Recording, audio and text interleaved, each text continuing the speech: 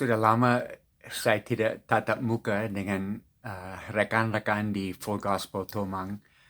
Jadi saya senang waktu Pak Benny hubungi saya minggu ini dan minta saya sharing sedikit untuk pertemuan lewat Zoom. Jadi ada hal-hal yang dalam pandemi COVID ini 1 tahun lebih saya renungkan. Uh, karena saya selalu tanya, apa yang kita belajar dari Tuhan lewat COVID ini? Ada banyak hamba Tuhan, pemimpin-pemimpin yang hanya bertahan-tahan sampai selesai dan bisa kembali normal. Salah. Ada yang bilang, oh ini tidak terlalu mengganggu kami. Kami persekutuan yang banyak di rumah-rumah jaringan, jadi COVID tidak ada masalah. Salah juga. Saya mau cari siapa yang dalam COVID ini menemukan pintu yang dibuka baru, yang bisa meloncatkan kita untuk memenuhi panggilan Tuhan. Kesempatan, peluang yang loncatkan kita ke depan di tengah-tengah kehendak Tuhan. Karena hidup ini adalah amazing race. Sama seperti program televisi ini, yang orang cari petunjuk dan mereka lari ke kota lain, menemukan sesuatu, dapat petunjuk lagi, lari ke tempat lain lagi. Hidup ini adalah amazing race bersama Tuhan. Ada sesuatu yang Tuhan percayakan kepada kita beberapa tahun, selesai dia berikan hal baru, tantangan baru, peluang baru. Dan ini yang saya lihat dalam dalam pandemi COVID ini, kita dapat banyak peluang baru. Jadi temanya yang saya mau sharing hari ini adalah thriving in the midst of chaos. Bagaimana kita bisa berkembang di tengah-tengah kekacauan, masa yang sulit. Yesus berikan tantangan kepada murid-murid waktu dia mau naik ke surga untuk pergi memberikan semua bangsa. Artinya merubah dunia. Tapi mulai dari mana? Mulai dari tempat yang sangat sulit, Yerusalem. Ini pusat agama lain. Ini tempat di mana tokoh-tokoh agama pegang tangan dengan politikus-politikus dan ada korupsi tinggi. Ini tempat di mana Yesus disalibkan dan itu vonis yang populer dan ada demo-demo. Tempat di mana Petrus menyangkal Yesus 3 kali, tempat di mana Yudas khianati Yesus, tempat di mana semua murid lari waktu Yesus perlu mereka, tempat kegagalan. Ada muncul terobosan baru. Luar biasa. Yesus berangkat dan apa terjadi?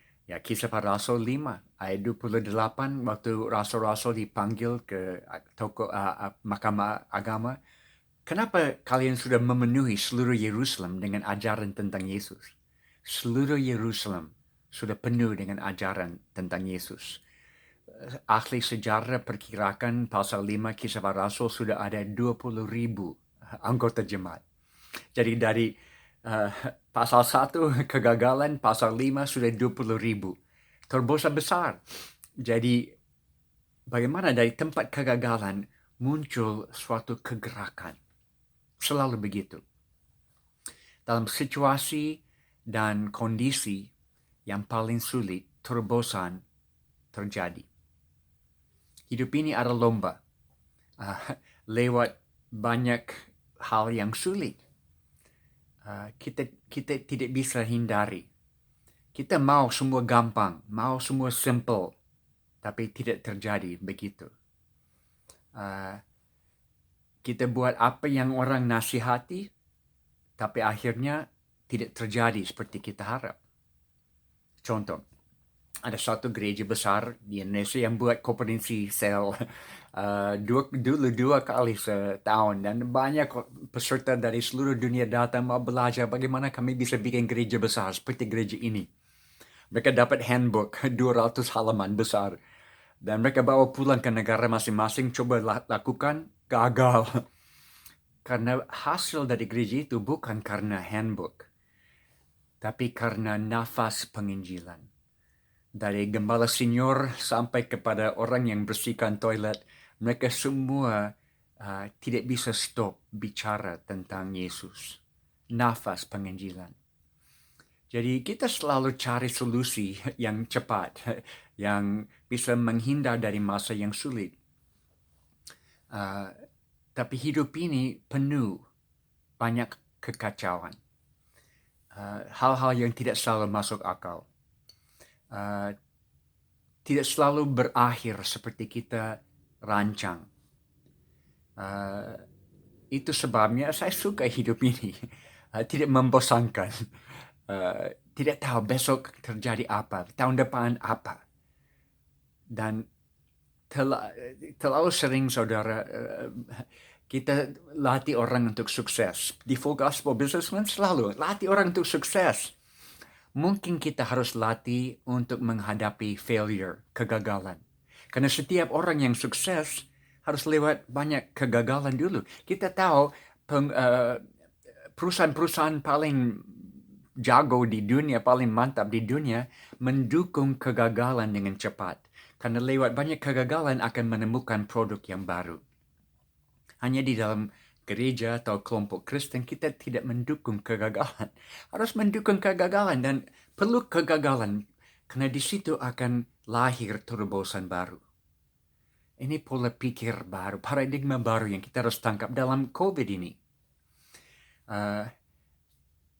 Sekarang banyak orang bunuh diri. Di Indonesia ada penambahan. Di antara anak muda, banyak anak muda perempuan yang bunuh diri. Kenapa? Karena belum dilatih, tidak dilatih untuk menghadap kegagalan dan terobos. Jadi saya mau baca dari Mazmur 86. Waktu Daud menghadapi ini, ada kunci, ada 3 hal yang dia dapat dan kita juga perlu dapat sekarang ini. Yang pertama, saya mau baca ayat 8 sampai 15 dulu. Karena mau tanya, siapa ada dalam kontrol sekarang? Mazmur 86 ayat 8. Tidak ada seperti Engkau di antara para Allah ya Tuhan. Dan tidak ada seperti apa yang Kau buat. Segala bangsa yang Kau jadikan akan datang. Sujud menyembah di hadapan-Mu ya Tuhan. Dan akan memuliakan nama-Mu.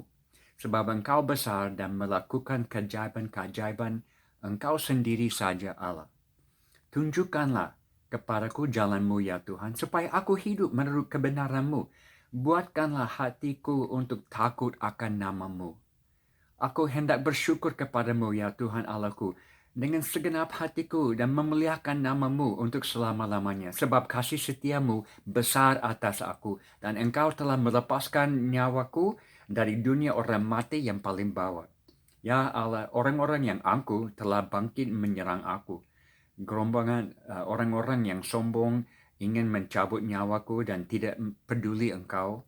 Tetapi Engkau, ya Tuhan Allah, penyayang dan pengasih, panjang sabar, berlimpah kasih dan yang setia. Siapa ada dalam kontrol? Tuhan. Jangan bawa laporan busuk.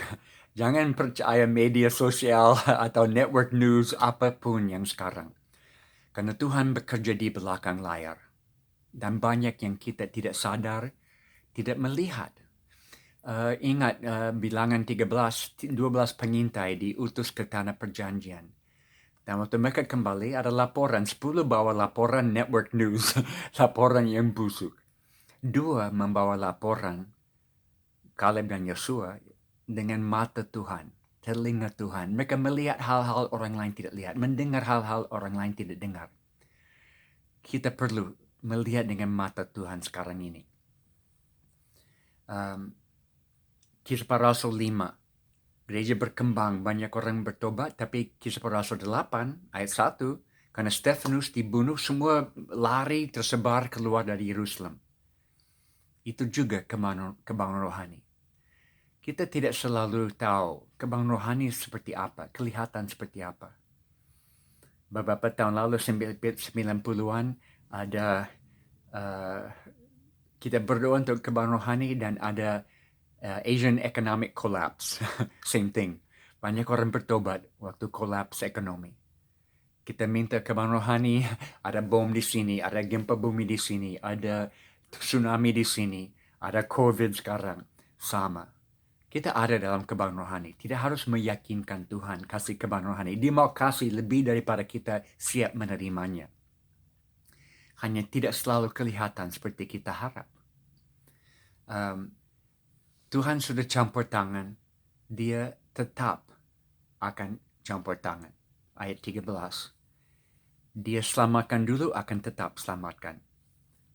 Banyak rekan-rekan di Tomang, bapak-bapak tahu, waktu kami masih di hutan 20 tahun dengan suku Sawi. Ya, itu daerah pusat malaria di dunia. Angkatan laut dari Amerika, mereka bikin penelitian seluruh dunia dan menemukan malaria paling ganas di dunia di selatan Papua, di mana kami tinggal 20 tahun. Kami dapat malaria ulang-ulang. Dan satu hal saya dapat, hal lain kalau anak-anak dapat, pasti bapak-bapak mengerti. Kalau anak-anak kita menderita, kita mau ambil penderitaan dari mereka, alami sendiri supaya mereka tidak. Dan Amy, Jenny, Megan, mereka dapat malaria ratusan kali. Dan itu buat saya bergumul sebagai orang tua. Karena mereka hampir meninggal. Jenny dan Amy dalam koma 1 minggu tidak sadar, obat tidak tolong. Tidak ada pesawat untuk evakuasi. Kami terkurung di hutan, hanya basuh mereka dengan air untuk turunkan panas dan doakan. Kami pikir apakah ini waktu Tuhan mau panggil, tapi akhirnya Tuhan kembalikan mereka kepada kami. Dan itu waktu yang susah. Ada rekan-rekan saya yang salahkan. Mereka bilang Jim tidak bertanggung jawab, harus pulang ke Amerika. Daerah itu terlalu jahat. Saya bergumul sampai satu hari saya berdoa dan saya bilang, Tuhan, saya percaya Engkau sudah panggil kami di sini dan panggilanmu masih laku. Tidak dicabut. Dan sebagai orang tua, suami, ayah, saya buat semua yang saya bisa buat untuk jaga keluarga. Dan saya harus percaya Engkau akan melengkapi, cukupi kekurangan saya. Dan hari itu saya dapat damai sejahtera dalam hati. Saya tahu Tuhan akan selalu mencukupi kekurangan saya. Bapak-bapak dalam pandemi COVID mungkin bisnis sudah turun sekali. Tapi Tuhan akan menjaga, akan mencukupi. Jehovah Jireh selalu cukup pas waktunya. Dia sudah buat, dia akan buat lagi. Dan saya tahu anak-anak saya walaupun mereka menderita di hutan, mereka rasa mereka anak-anak yang paling kaya di dunia. Karena mereka besar di tengah hutan.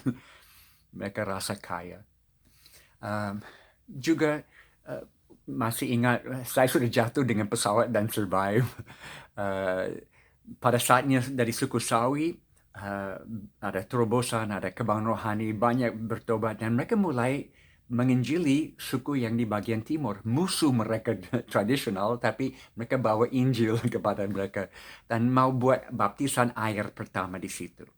Dan hari itu saya tidak akan lupa, kami naik pesawat, saya dan satu penetua, karena kami tidak bisa berat, harus payload ringan, karena kami turun di sungai yang kecil, sempit, yang belok-belok seperti ular, dan hanya bisa take off dan turun di tanjung yang lurus. Jadi kami turun, keluar dari pesawat, pilot bawa pesawat ke tempat lain, layani orang lain, nanti sore akan datang jemput. Hari itu, kami buat banyak baptisan air, ada pesta besar, makan banyak ulat sagu, indah. Dan malam, ada sore, pesawat datang mau jemput. Dan kami lihat dari bagian timur ada awan-awan hitam. Dan sebentar ada badai yang datang. Kami harus naik pesawat cepat. Kalau tidak, harus bermalam. Kami naik pesawat, tapi pilot tidak bisa cek pelampung atau float-float yang ada retak-retak yang air bisa masuk dan bikin berat pesawat. Tapi dia tidak punya waktu untuk pompa air keluar karena hujan datang. Harus terbang dengan berat sedikit. Jadi kami putar ke ujung tanjung mau take off. Dan pada saatnya dia mau take off, angin yang tiup dari bagian timur berubah 180 derajat dan mulai tiup dari bagian barat. Kami tidak tahu, tidak ada kaos angin. Tapi itu menahan, efeknya menahan pesawat di bawah, tidak bisa naik. Sampai kami mendekat ujung, full gas. Dan dia mulai naik sedikit. Tapi hutan begitu tinggi ada di depan kami dan kami akan tabrak sebentar. Sebelum tabrak, pilot tarik lever yang ada di kokpit pesawat itu, yang setel kabel kanan kiri, dan dia full flaps. Dia tarik, dan itu buat pesawat efek loncat ke atas pohon-pohon. Tetapi ada satu kerusakan di kabel sayap kiri yang putus. Kabel putus di udara dan pesawat jatuh. Tidak bisa dikendalikan oleh manusia, bisa dikendalikan oleh Tuhan. Seperti suku Sawe selalu bilang, Jim, waktu pesawat naik ke atas, Tuhan memegang sayapnya. Dan hari itu Tuhan memegang sayap. Karena kalau kami turun dan celaka di tengah hutan yang padat, pasti terbakar, tidak ada kesempatan selamat.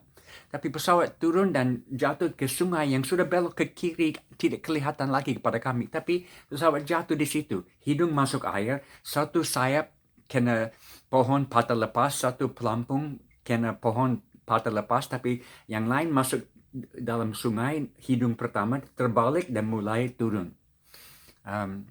Dalam beberapa detik, pesawat ada di bawah air, hanya ekornya ada di atas air.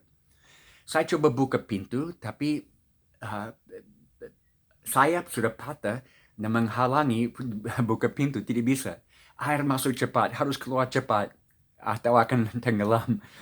Dan pilot lihat dari ekornya yang ada di atas air, ada cahaya matahari yang masuk. Karena di ekor pesawat Cessna kecil itu ada pintu bagasi yang terkunci. Dan hanya pilot bisa buka dengan kunci yang ada di saku dia. Tapi pintu itu sudah buka. Cahaya dari matahari masuk ke dalam pesawat. Siapa yang buka pintu itu? Tuhan yang buka. Dan pilot bilang, ayo ikut saya. Dilepaskan semua bahan pengaman, dia mulai keluar dari ekor. Saya buat yang sama.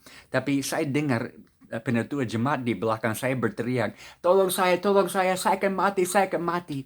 Karena ini hari pertama dia naik pesawat. Dia tidak tahu caranya pasang ban atau lepaskan ban pengaman. Dan kompleks, bukan satu, ada 3 harness. Dan saya harus buat itu untuk dia. Saya pikir, Tuhan, bagaimana saya bisa bantu dia dalam beberapa detik. Dan saya balik mau bantu dia, sudah lepas semua. Dia tidak tahu siapa lepaskan. Dia tidak buat. Ada malaikat-malaikat dalam pesawat itu. Saya tarik dia, saya keluar dulu, saya tarik dia keluar. Dan waktu kaki dia lepas dan dia ada di luar, ekornya ke bawah.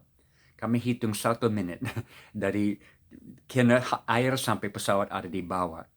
1 menit cukup waktu untuk selamat. Tuhan kasih. Kami berenang sampai ke pinggir kali dan kami tidur di situ. Tunggu search and rescue besok hari. Dan saya rasa, saya sadar Tuhan kasih waktu pinjaman kepada saya. Extra time untuk tujuan khusus dari dia. Saudara, kita semua ada dalam extra time sekarang. Waktu tambahan dari Tuhan. Dia masih dalam kontrol. Dan dia sanggup mendatangkan kebaikannya lewat segala sesuatu yang terjadi. Roma 8 ayat 28. Dia dalam kontrol. Nah, yang kedua dari Mazmur ini, ayat 1 sampai 7. Apa respons? Apa yang harus jadi first response kita waktu susah? Dengar, pasang telingamu Tuhan, dengar jawaban. Jawablah aku, sebab sengsara dan miskin aku. Peliharalah nyawaku, sebab aku ada dia yang kau kasihi. Selamatkanlah hamba-Mu yang percaya kepadamu. Engkau adalah Allahku, kasihanilah aku. Ya Tuhan, sebab kepadamu lah aku berseru sepanjang hari. Buatlah jiwaku bersuka cita. Sebab kepadamu ya Tuhan ku angkat jiwaku. Sebab Engkau ya Tuhan baik dan suka mengampuni, berlimpah kasih setia bagi semua orang yang berseru kepadamu. Pasang telingamu kepada doaku, perhatikan suara permohonanku. Pada hari kesesakan aku berseru kepadamu, sebab Engkau menjawab aku. Di beberapa kali dia bilang berseru. Apa first response? Berseru kepada Tuhan sekarang ini. Jangan berseru kepada counselormu. Jangan berseru kepada terapismu. Jangan berseru kepada dukun. Jangan berseru kepada pendetamu. Jangan berseru kepada atasanmu. Berseru kepada Tuhan. Sepanjang hari. Ayat 3. Desperate. Waktu yang susah. Waktu kegagalan. Itu waktu paling baik dalam hidup ini. Karena itu memaksa kita desperate bersama Tuhan. Setiap orang percaya doa penting. Kalau saya tanya, Bapak-bapak percaya doa penting? Angkat tangan. Semua angkat tangan. Saya tanya lagi, apakah puas dengan hidup doamu? Tidak ada yang angkat tangan. Kita percaya doa penting tapi tidak puas dengan hidup doa karena biasanya kita berdoa pada waktu harus, terpaksa. Dan waktu hal yang susah terjadi, itu memaksa kita bersujud kepada Tuhan, berdoa. Waktu kami sudah lihat terobosan di hutan dan memang Tuhan tidak harus kasih mujizat lagi, tapi dia tetap buat waktu desperate. Saya selalu ditanya, kenapa diam di Papua ada banyak mujizat? Mungkin karena orang Papua lebih desperate. Kalau Tuhan tidak hadir, kami tidak bisa bertahan. We can't make it if He doesn't show up. Jadi waktu kami masih di hutan, satu hari di pinggir kampung di dekat kali, ada satu bapa yang sudah tebang satu pohon kayu susu, kayu putih, dan dia mau keluarkan isinya bikin perahu. Dan waktu dia potong-potong dengan kapak, anak-anak laki-laki semua berbaris di pinggir perahu, kiri dan kanan, dan mereka buat permainan. Waktu ada potongan sedikit, mereka masukkan tangan, keluarkan potongan, dan mereka bikin kumpulan di pinggir, di luar. Dan siapa yang dapat kumpulan potongan kayu paling banyak dalam waktu singkat, dia menang. Dan ada satu anak yang masukkan tangan, dan dia lambat keluarkan tangan. Sampai kapak potong tangan di sini. 4 jari potong lepas dan hanya gantung dari sedikit kulit. Mereka bungkus dengan daun pisang, cepat bawa ke rumah. Dan karena mereka pernah lihat istri saya jahit kulit yang terbelah dari perang suku, mereka pikir, ini bisa dijahit kembali. Dan mereka bawa dan minta begitu. Istri saya lihat, dia buka daun pisang dan dia lihat, jari ini sudah mati, tidak ada warna lagi, sudah kecil. Dia bilang, saya hanya bisa potong yang kulit sedikit ini yang sisa dan saya jahit sisanya, tutup. Tapi sudah ada 1,000 orang di depan rumah dan semua mendesak sampai bapak yang bikin perahu bersuara. Dia bilang, anak ini bukan anak saya. Ini anak dari kakak saya. Kakak saya ada di hutan cari makan. Nanti sore dia kembali dari hutan.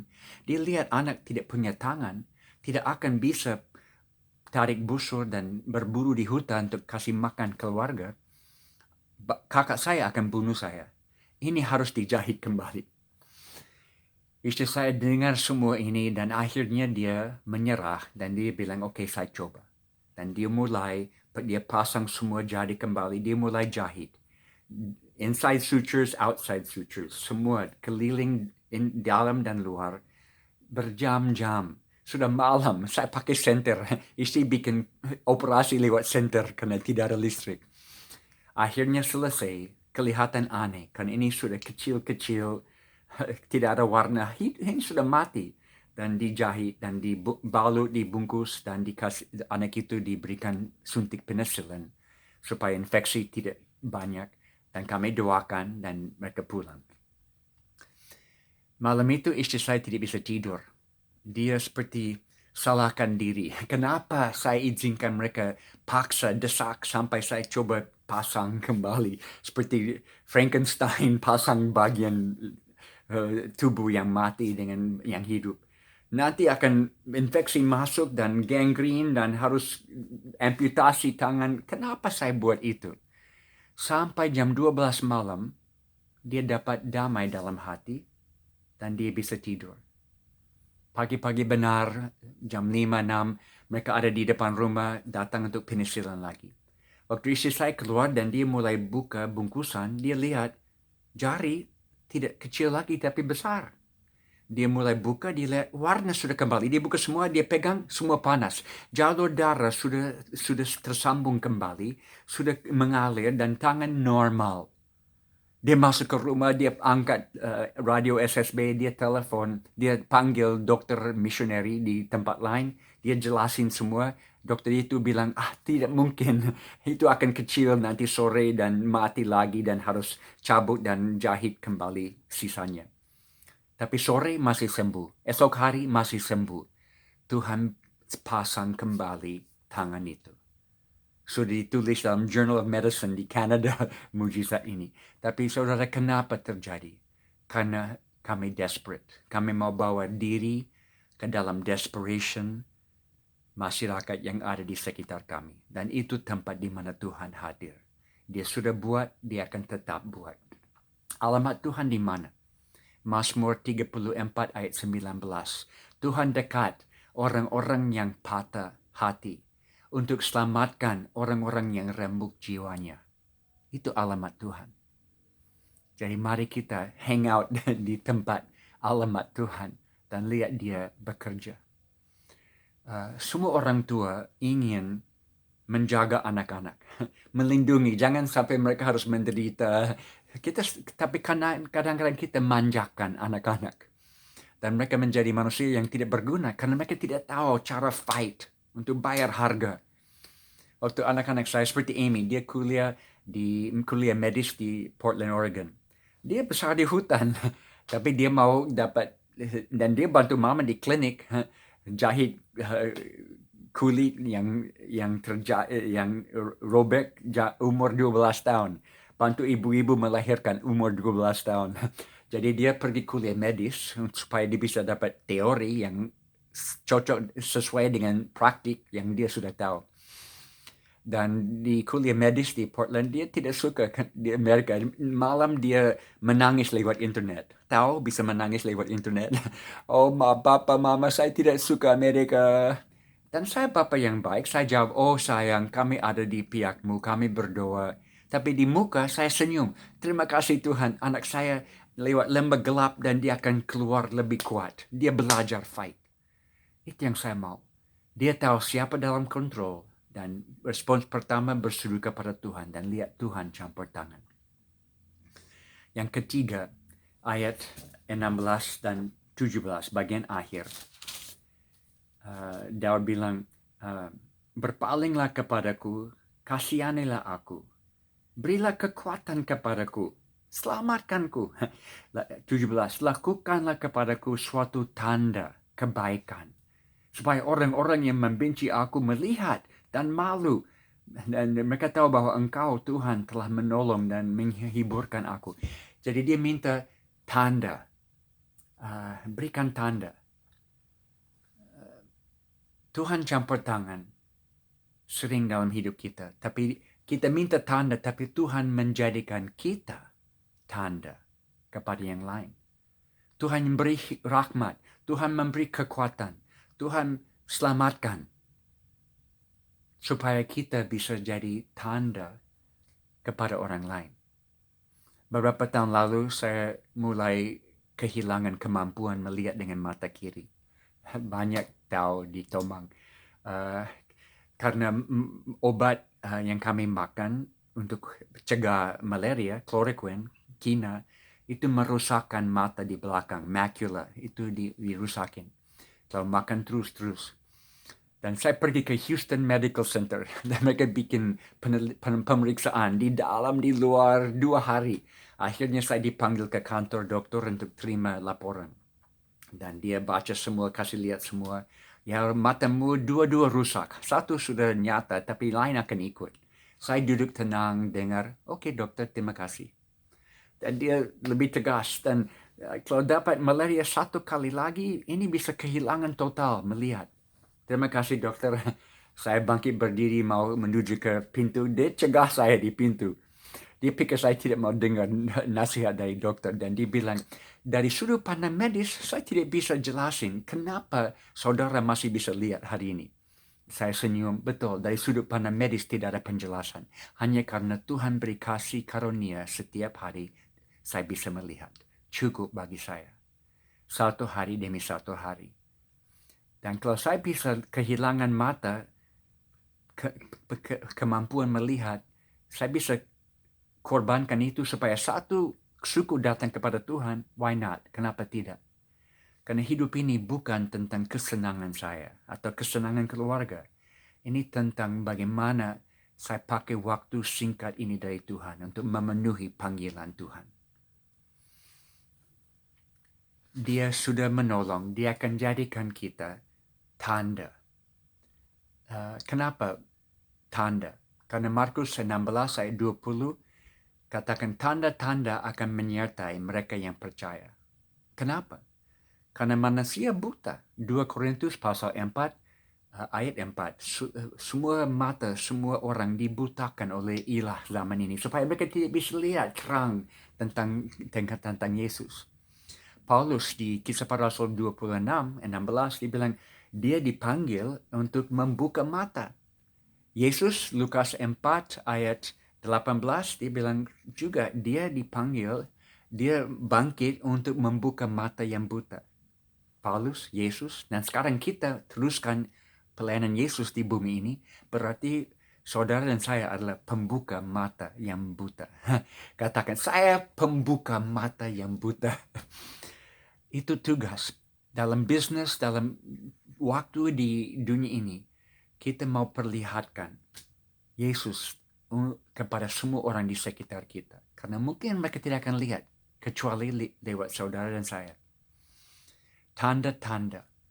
Kita tahu mujizat pertama Yesus buat di Kana dengan orang yang malu karena anggur habis, dia berikan anggur tambahan. Mujizat tidak selalu sesuatu yang kesembuhan ilahi besar-besaran. Bisa, tapi kadang-kadang hal-hal kecil. Pemimpin penjara di Filipi, semua gempa bumi, semua dia pikir semua lari, dia akan divonis mati. Dan Paulus bilang, jangan khawatir, kami masih di sini. Diberikan ketenangan karena menjawab kebutuhan hidup. Tuhan hadir dalam hidup ini supaya kita bisa jadi pembuka mata orang lain. Waktu terobosan pertama di suku Sawi, ada 5 kampung di sekitar rumah kami. 1, 2, 3, 4 yang bertobat dalam kegerakan pertama. 1 tidak. Karena pemimpin kampung itu, KW, dia larang semua orang ikut pelayanan kami. Sampai istri datang beberapa kali dipukul setengah mati dan dia tidak mau 1 orang ikut pelayanan kami. Nah, istri KW, pemimpin ini nama KW, istrinya dia jadi hamil 1, 2, 3 kali dan 1, 2, 3 kali melahirkan anak yang mati. Dia tidak pernah melahirkan bayi yang hidup. Kali keempat waktu hamil, dia izinkan istri datang ke klinik yang istri saya jalankan dan dia kasih perhatian khusus untuk ibu-ibu hamil. Dan waktu dia jalan 9 bulan mau melahirkan, KW izinkan istri saya bantu dia melahirkan dan dia melahirkan bayi yang hidup pertama kali dalam hidup dia. Dan istri saya buat sesuatu yang dia selalu buat. Karena pada waktu itu ada satu pengusaha di Amerika dalam seluruh hidup dia, di mana dia business trip ke kota, menginap di hotel, dia selalu waktu mau check out, dia bawa sabun kecil dari tempat mandi, sakukan waktu dia keluar. Orang Amerika banyak buat itu, mungkin di Indonesia tidak. Dan sesudah dia mau pensiun dan seluruh hidup dia kumpul dari semua business trip, dia kumpul sabun-sabun kecil dari hotel-hotel, di garasi dalam satu karton besar, tetapi dia tidak pakai. Dan dia pikir, bagaimana saya bisa pakai ini? Siapa perlu ini? Oh, mungkin Jem Yos bisa pakai di Papua. Mungkin dia pikir saya tidak mandi. Dan dia kirim. Dan saya masih ingat harinya datang. Ada pesawat turun di atas air kami. Karena 1 kali sebulan kami dapat penerbangan. Dan bawa makanan banyak. Dan waktu karton itu keluar, saya lihat istri lihat saya dan kami rindu buka. Dan saya buka, sabun, tidak bisa makan sabun. Tapi istri saya dapat ide. Dan dia ambil sabun dan dia latih semua ibu. Setiap bayi yang lahir, dia kasih mamanya satu sabun ini dan dengan penjelasan setiap hari bawa bayi baru ini ke sungai, kasih mandi dia dengan sabun ini. Jadi dia buat ini dengan istri KW. Dia kasih sabun kecil dan latih dia. Dan setiap hari kami lihat dia turun di sungai. Dan kasih mandi bayi kembali. 1 bulan masih hidup. 3 bulan bayi masih hidup. Baru KW mau kasih nama anak ini. Dia tidak mau kasih nama karena dia yakin akan mati. Percuma kasih nama. Jadi dia akhirnya kasih nama dan dia datang ke rumah. Pertama kali dia datang ke rumah saya. Kami duduk sama-sama. Dia bilang, Jim, dari hari pertama saya lawan kamu. Dengan semua pelayanan saya tidak izinkan 1 orang pun dari kampung saya ikut. Tapi Jim dan istri mengasihi saya dan istri saya begitu besar sampai mau kasih sepotong sabun supaya bayi kami hidup. Saya mau dengar tentang Yesus ini. Dan hari itu KW percaya Yesus dan dia buka pintu untuk seluruh kampung datang. Mereka datang dan satu kampung diselamatkan karena sepotong sabun. Kita tidak selalu tahu Tuhan buat apa lewat tunjukkan kasih sedikit yang kita buat untuk membuka mata orang lain. Saudara, lihat peluang sekarang yang ada. Jangan takut waktu yang susah. Jangan menghindar dari waktu yang susah. Jangan menghindar dari kegagalan. Karena ini tempat di mana kita ketemu dengan Tuhan. Ini tempat di mana Tuhan hadir dalam hidup ini. Dan kita bertumbuh dalam kesusahan, dalam kegagalan. Ini waktu yang terbaik dalam COVID. Dan saya paling takut kita akan lewat masa COVID ini dan tidak menemukan semua pintu yang Tuhan sudah buka bagi kita. Mari kita sadar ini waktu yang paling indah di dunia. Dan tahun depan kita tidak tahu apa yang terjadi. Tapi kita menentukan, kita menjadi orang yang thriving in the midst of chaos. Berkembang di tengah-tengah kekacauan. Karena Tuhan dalam kontrol. Dan first response berseru dengan desperation kepada Dia. Sampai Dia menjadikan kita tanda kepada orang lain. Tuhan menyertai kita semua dalam masa yang penuh tantangan sekarang ini. Tuhan memberkati Tomang Chapter.